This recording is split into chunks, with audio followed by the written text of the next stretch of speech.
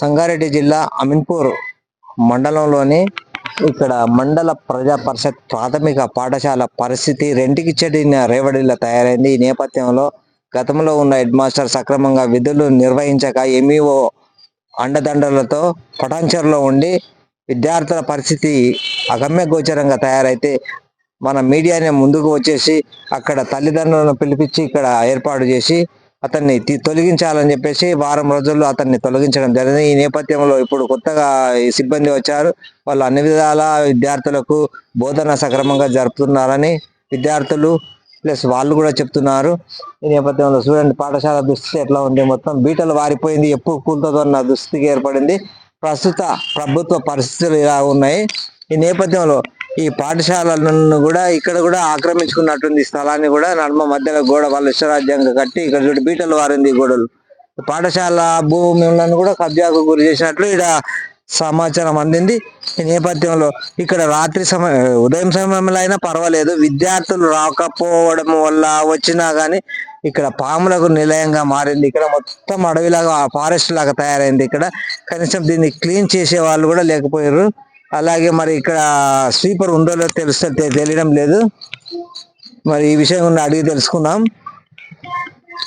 ప్రస్తుతం ఇక్కడ కొన్ని వివరాలు మాత్రం ఎంఈఓ డిఈఓ దగ్గర ఆయన వాళ్ళ దృష్టికి తీసుకొచ్చి మన వివిడి ఛానల్ తరపున విద్యార్థులకు మళ్ళా ఉపాధ్యాయులకు కూడా మనం న్యాయం చేయాల్సిన అవసరం చాలా ఉంది.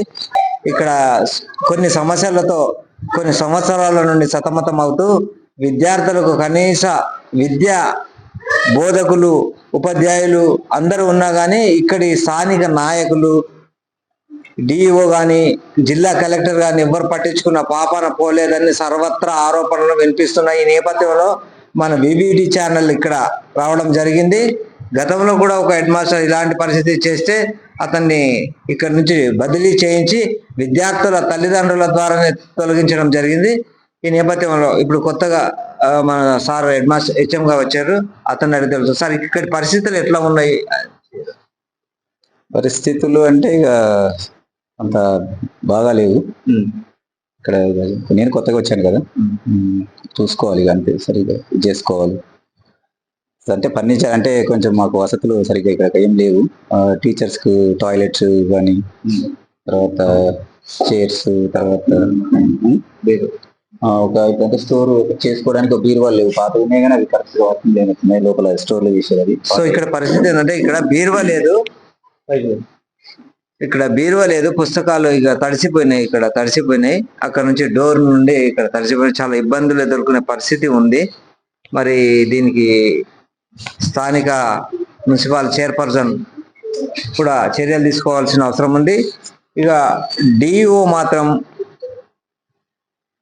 15 రోజులు ఒక నెలకు ఒకసారి కూడా ఇక్కడ రావడం లేదు. అలాంటి పరిస్థితి ఏర్పడింది.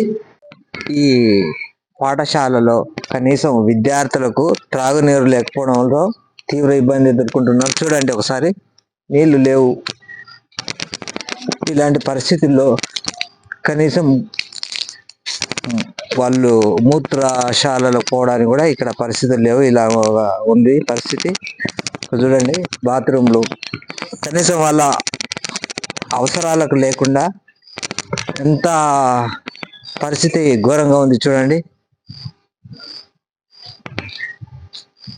అంటే మన విద్యా వ్యవస్థ ఇంతవరకు దిగజారిపోయిందంటే తెలుసుకోవాల్సిన అవసరం ఎంతైనా ఉంది. వాళ్ళ జిల్లా డిఈఓ మండల డిఈఓలు ఎంఈఓలు ఏం చేస్తున్నారు అనే ప్రశ్న తలెత్తుతుంది.